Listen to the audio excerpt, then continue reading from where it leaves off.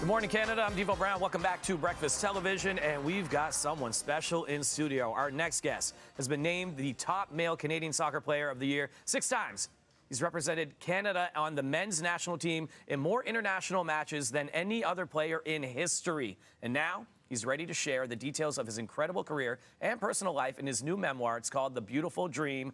We are excited. Please help me welcome Atiba Hutchinson into the studio this morning. My God, good to see you, brother. Thank you. Welcome back. Thank you very much. Thanks for having me. No problem. This is exciting. This is your life and more in depth than you've ever really shared before. Why is it that you wanted to do this at this point and now? I just felt like I wanted to give people a bit of my story, my journey, what it took for me to get to where I got to, with a lot of hard work and perseverance. And, I had a great author in Dan Robson that helped me, write this story. And I feel like I wanted to give back and maybe help some younger kids, with inspiration. And I felt like it was the right time at the end of my career to get this out there to the people, for them to read up and just learn a bit about me. Speaking of the end of your career, retirement, how does that feel? How has that been treating you after playing for over 20 years? It's been good. Yeah. I've had a lot of time with the family now. Not on the road as much, so I'm really enjoying that. You travel a lot when you're playing the game, and I was kind of prepared for it. My last season, I wanted that last season just to play the World Cup, and I kind of just stuck at it until the very end of it. But mentally, I was kind of ready for it. Yeah. So now I'm just enjoying the time with the family again, and just more free time and just time to do my own thing and then start thinking about what I want to do next. Mm-hmm. And you mentioned the family, and that's not something that you overly shared, I should say, throughout your career. You've kind of kept that personal side of things to yourself. So going through this and the stories that you told there, what are some of the favorite stories and excerpts that you might be able to share with us that were really special to you to be able to finally kind of put out there? Well, yeah, as you said, I in this book I get a chance to speak about my family and the things that are close to me. How I was raised, with my mother and father, brother and sister, and then my children as well with my wife. So you get to dive in a little bit deeper into that.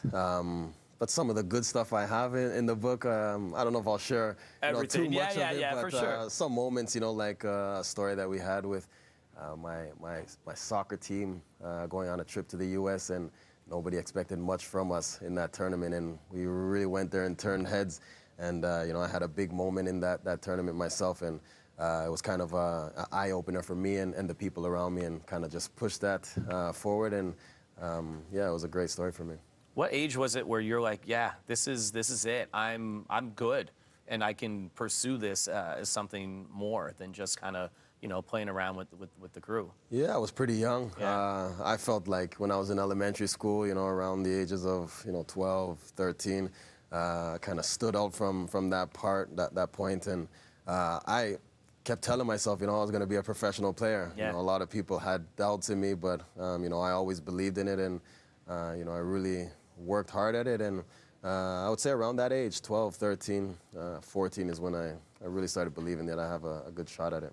And that's the thing people don't see. They see you at matches. They don't see the work that goes into it and the sacrifices that go into it, right? Are you sharing some of that in this as well? 100%, 100%, yeah. It takes a lot of discipline and perseverance, believing in yourself, trusting in, yourself in the process, not giving up. There's going to be moments where, people kind of try to bring you down, but you got to really just understand that you have the qualities in yourself, and you're just going to continue to work hard at it. And for me, that was always important, to just make sure I work hard and never give up.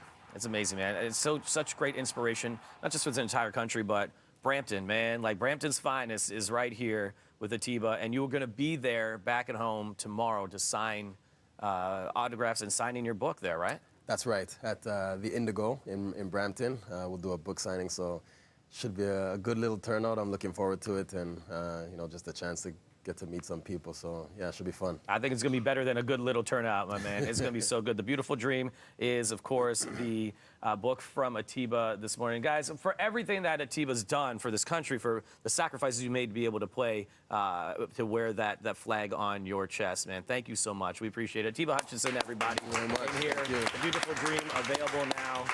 And so good to see you, bro. And I know you, man. Sid is Thanks for at having home, me. not feeling the best, wondering how you feel about his soccer skills, because I heard the last time he almost hurt you. Oh, yeah. He almost took me out. It's a good thing I wasn't playing anymore. So, Right? Yeah. Oh, man. But I hope he's well. I hope he's well. So Yeah, well, hopefully he's getting better as we speak.